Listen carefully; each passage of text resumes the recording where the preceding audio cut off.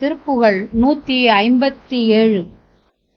சிறு பறையும் முரசு துடி சத்த கணப்பறையும் மூகு மூகென அதிர உடன் நெட்டி பிடித்து முடி சிறு கயிறு நெடிது பொடு கட்டிட்டு இழுக்க இனி அணுகாதே. சில தமர்கள் உறவு கிளை கட்டி பிதற்றி எடு சுடலை தனில் இடு கனலை இட்டு கொளுத்து புனல் திரைக்கடலில் முழுகென உரைக்கப்படி குடிலை ஒழியாதே.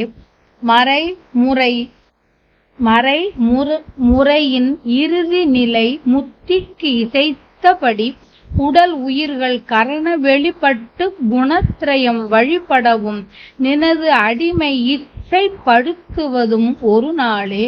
வரு துரக மயில் மணிகள் சத்திக்க நிறுத்தமிட ஒருவதுடன் இரு புயமும் மட்டு தொடைக்கு இசைய மனமகிழ இனிய மொழி செப்பி சிவத்தபதம் அருள்வாயே. நர இதழி அருகு பல புட்ப திரள்களோடு சிறு பிறையும் அரவு எழில் அப்பு தலையில் நளினமுற அணி சடையர் மெச்சி பிரியப்படவும் மயிலேறி நவ நதிகள் குமு குமென வெற்பு திரள் சுழல அகில முதல் எழு புவனம் மெத்த திடுக்கிடவும் நவமணிகள் உறகனுடல் கக்க துரத்தி வரும் முருகோனே.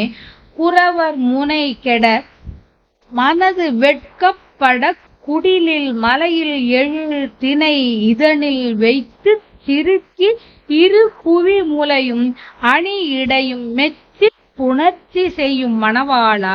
குரு முனிவன் இரு பொழுதும் அர்ச்சித்து முக்தி பெற அறிவு நெறி தவ நிலைகள் செப்பு தமிழ்க்கு இனிய குரு குமர பழனி வளர் வெற்பு தனில் திகழும் பெருமாளே.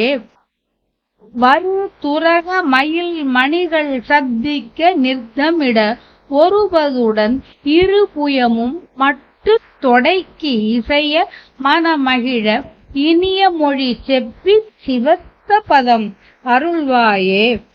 தமிழ்க்கு இனிய குரு குமர பழனி வளர் வெற்பு தனில் திகழு பெருமாளே.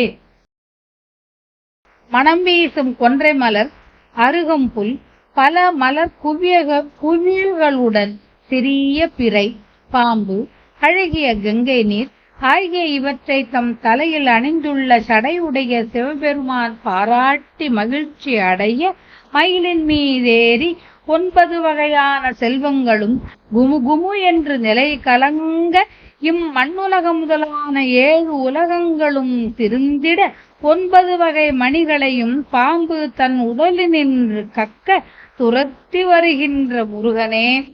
குறவரின் துணிவானது கெட உள்ளம் நாணம் கொள்ள குடிசையிலும் மலையில் அமைந்துள்ள திணைப்புன பரணிலும் இருந்த வள்ளியின் இரு குவிந்த கொங்கைகளையும் அழகான இடையையும் பாராட்டி புணர்ந்தவனே. அகத்தியர் காலை மாலை என்ற 2 பொழுதுகளிலும் வழிபட்டு முக்தியடையும்படி அவருக்கு அறிவு நெறியையும் தவ நிலைகளையும் கூறிய தமிழின் இனிய குருவே குமரனே. பழனியில் உள்ள மலையில் வீற்றிருக்கும் பெருமாளே.